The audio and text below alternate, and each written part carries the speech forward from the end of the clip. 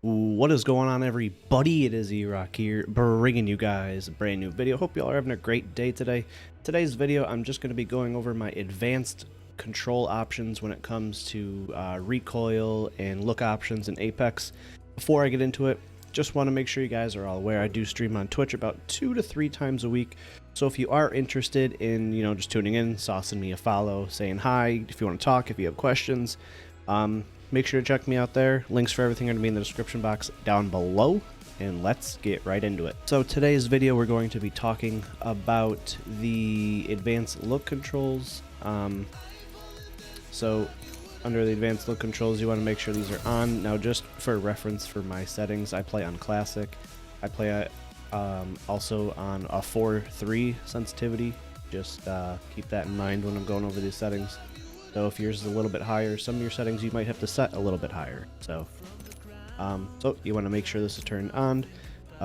This first dead zone here is going to be your right analog stick, which is the way you move, aim, and everything.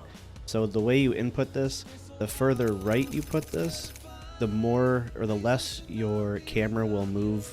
The more you move your stick, the more left you move this. Any sort of movement you do with your right stick is going to be inputted into what your camera action is doing. So for me personally, I like to have just a slight dead zone. So I just go all the way to the end and put this up 1. Outer threshold, I like to keep this at default. Response curve, this is where your classic, steady, linear, all that sort of stuff. So the default setting right here, I believe, is just classic. For me personally, I like to put this down 1. You can read in the description there. It lowers the volume, or lower values can make it feel too twitchy, higher values can make it feel too dull. So again, for me personally, this response curve works the best for me. Target compensation is your aim assist. You don't want to turn this off. I guess you can turn it off, like if you're warming up, just to get your shots and your accuracy in the right way. But yeah, definitely keep that on. Alright, so next we're going to be talking about your looking left and right, which is your yaw speed and pitch speed. So for me, for instance, like I said, I like to play on a 4, which is technically high, I guess. So it's how quickly the view turns left or right. For me personally, I like to move this up 11 spaces. And then the pitch speed is looks up or down. I like to do 5 up on this one. And again, this is going to be all feeling. So these settings I'm basically saying I think is a good starting point.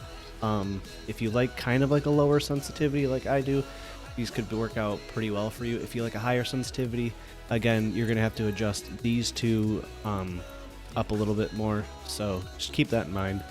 And then all of these turning ones, for me personally, I do not like any extra time or like ramp up time, ramp up delay, extra pitch, I don't like any of that. So I put this all the way at the bottom. Again, it's muscle memory. You're gonna have to put this to your liking, but this is what I think is just a general good starting point for you guys. And then this bottom part finally is your ADS yaw speed and ADS pitch speed. So for me personally, this is how quickly the view turns left or right. So I like to put this up 1 more on each from the default. That's just what makes me the most comfortable. You can put this up a little bit more if you feel like it. You can leave it how it is. And then again, I do not like any extra anything. I don't want my guy to go left or right more. I don't want him to go up, down more. I put these all the way at the bottom. You guys can tune this to what you think is best in your comfortability.